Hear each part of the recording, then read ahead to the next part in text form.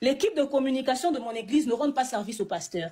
Je tiens à dire ici, comme ça je le dis, je suis convaincue encore une fois que mon pasteur n'est pas guéri de la mort de Maman Blanche. Le pasteur est en train de traverser une période de deuil qui n'a pas fini.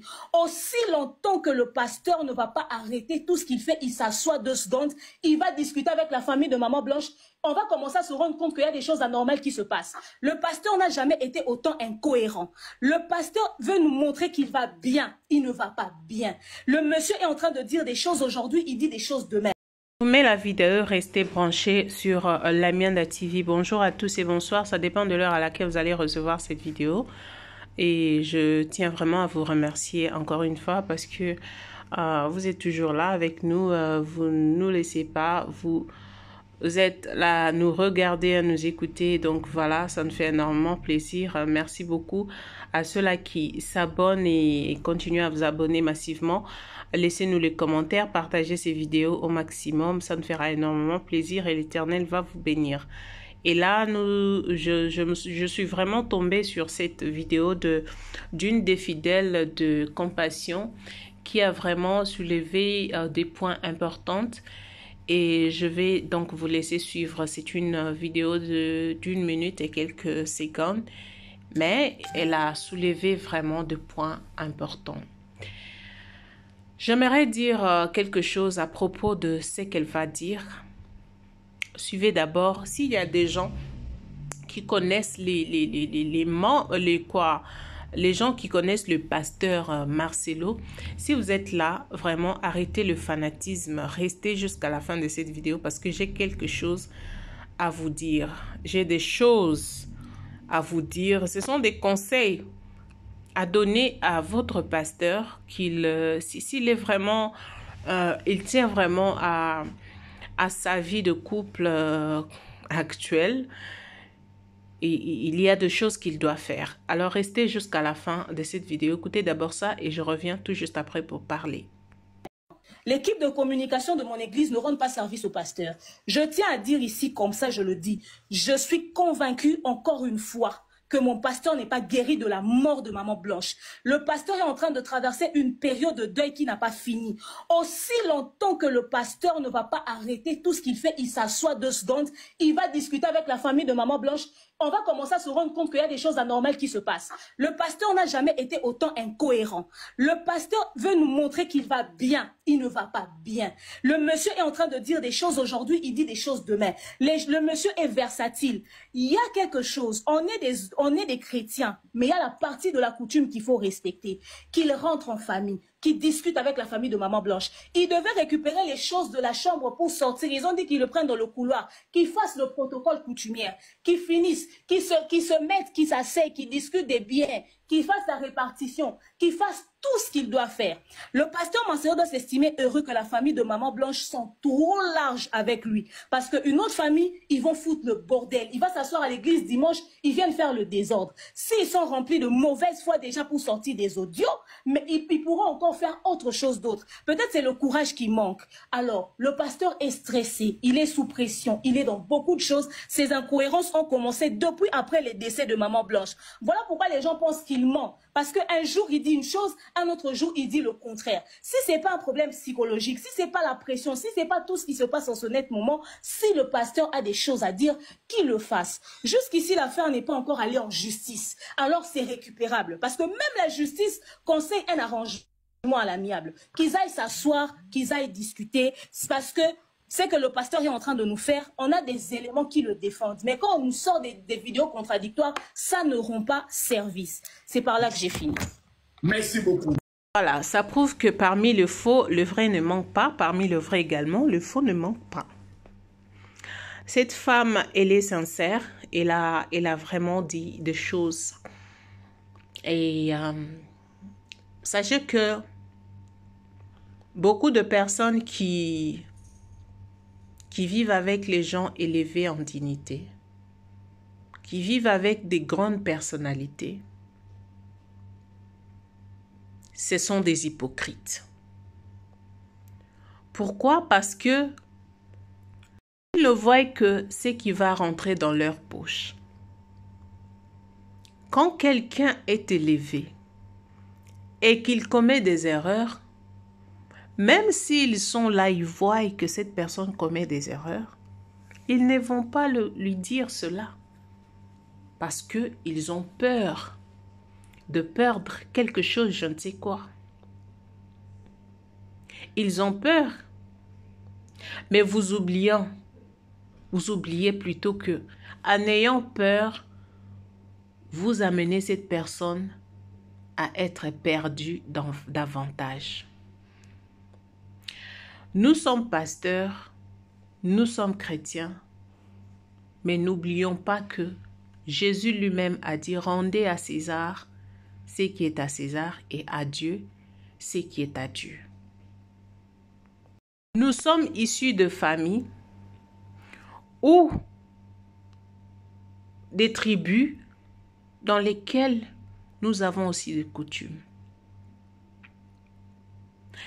Marcelo avait épousé Blanche dans une famille.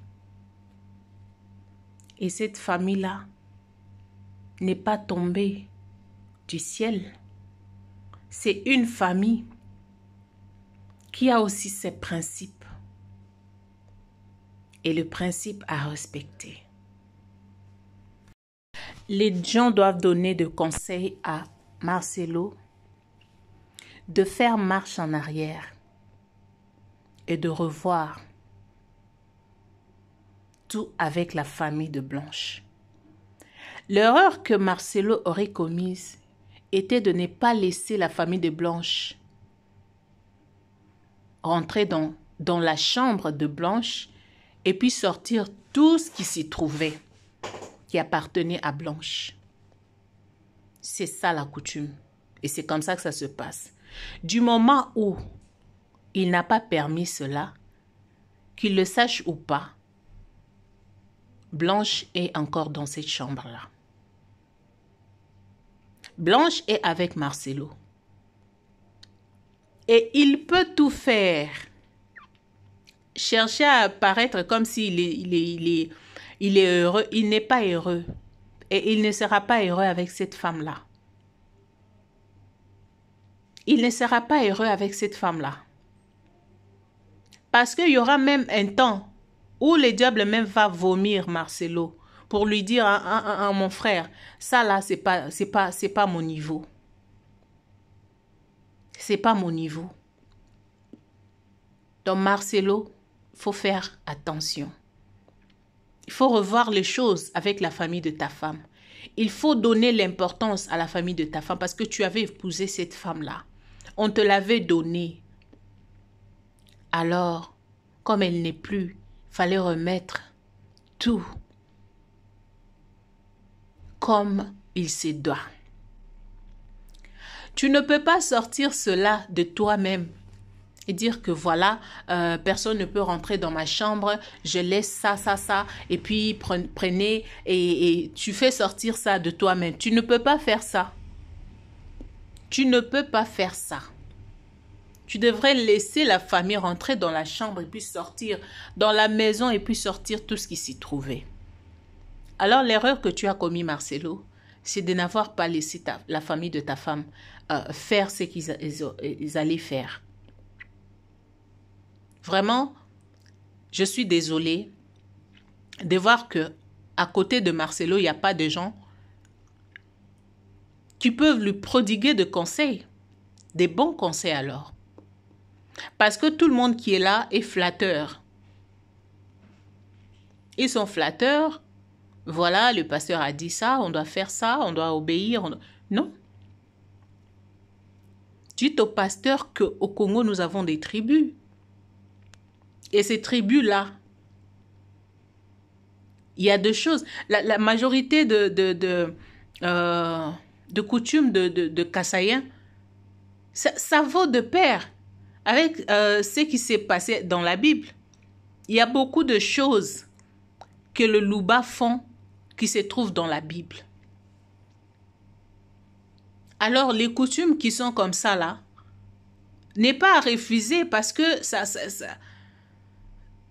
a été... Même la Bible, il y a des coutumes comme ça. Les Juifs, là, ils avaient leurs coutumes.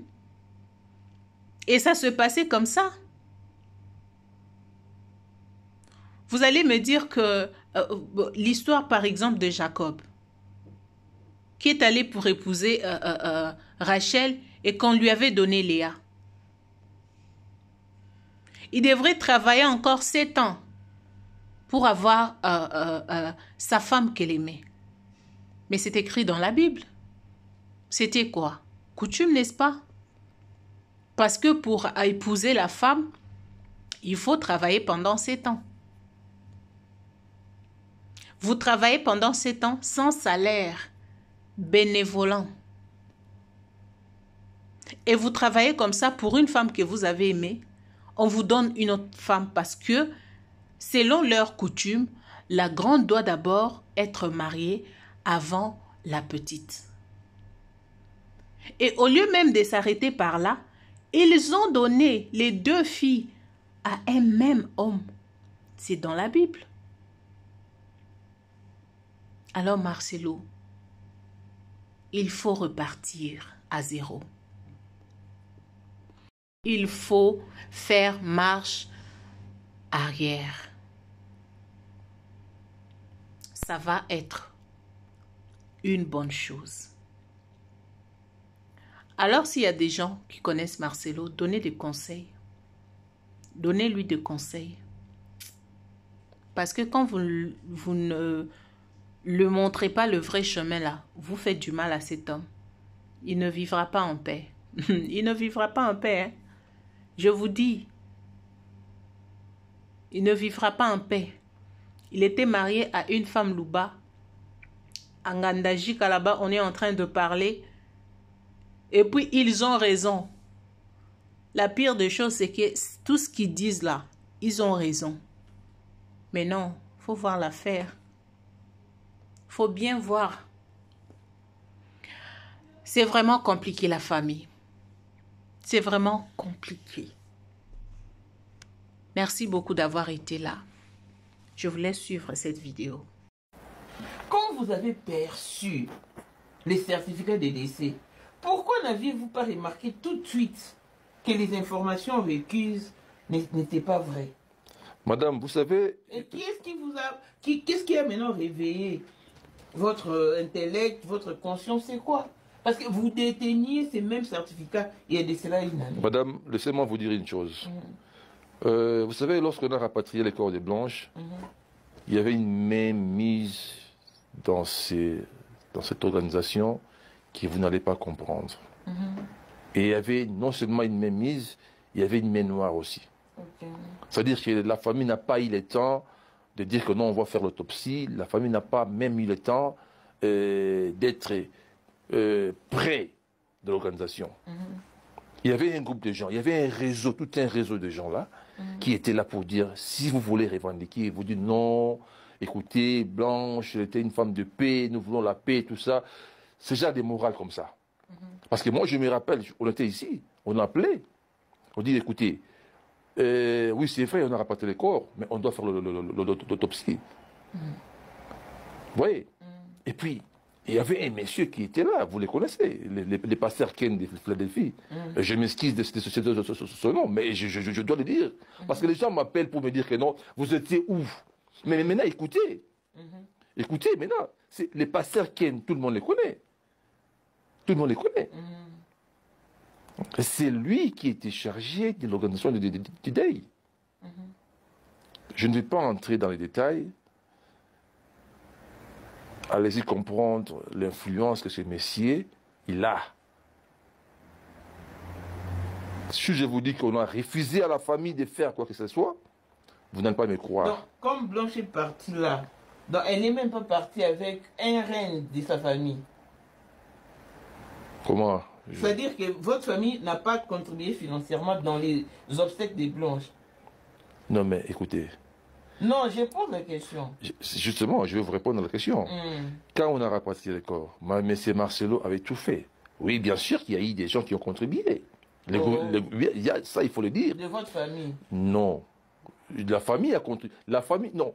Je vous dis, on n'a pas donné l'occasion à la famille d'être dans l'organisation du deuil de Blanche. Sur tous les plans. Sur le plan financier, sur le plan matériel, sur le plan logistique, sur tous les plans, je dis bien.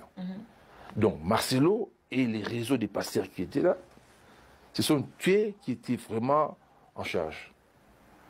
Et avec ça, Marcelo a reçu de l'argent qu'on lui a remis. Il ne nous dira pas que non, il a enterré Blanchel, non. Non. On lui a remis des enveloppes qu'il devait aussi remettre à la maman de Blanche qui est en vie. Mais il n'a pas fait ça. Qui est cupide? Nous sommes informés de tout. Il a reçu l'argent de gauche et à droite. Où est cet argent? Qui est cupide? C'est lui. C'est lui. Il veut tout avoir pour lui. Qui est cupide? Que s'est-il réellement passé dans la mort du cinquantenaire? Quand on a ramené les corps, c'est Sylvie qui était entrée. Oui. Avec maman. Oui. Et non, pas maman n'était pas là. C'est Sylvie et qui? Il y avait Sylvie, et puis il y avait mon grand frère qui est à Lubumbashi, qui était allé pour le deuil. Et puis il y avait 2, 3, 4 membres de la famille qui étaient là sur place aussi. Et puis Marcelo était toujours là. Avec eux dans la mort. Dans la mort. Qu'est-ce que la famille a exactement vu? Seulement le visage ou le corps aussi? La famille a vu le visage. Seulement le visage. Oui, juste pour prouver que non, c'est elle, la défense. Ouais, la famille avait vu, Sylvie était Seulement là. le visage, mais pas les corps. Je ne confirme pas, mais d'après ce que j'ai parlé avec Sylvie, elle m'a dit qu'il a vu les corps, c'était réellement blanche, mais on n'a pas vu, non, enfin pas les corps, le visage, je veux dire, mais on n'avait pas vu les corps, parce que quand on a changé, quand on a prêté blanche, Sylvie n'était pas là. Mais normalement, le jour de l'inhumation par exemple, c'est la famille de la défunte qui devait être là, voir comment est-ce qu'on l'avait blanche pour la dernière fois et l'habiller. Madame, je vous dis, cette affaire, c'était compliqué. Quand je vous dis qu'il y avait une main mise dans cette affaire, et puis il y avait une main noire dans cette affaire, il y avait 2 mains dans cette affaire. Il y avait la main mise, c'est-à-dire, on n'a pas donné l'occasion à la famille d'être là.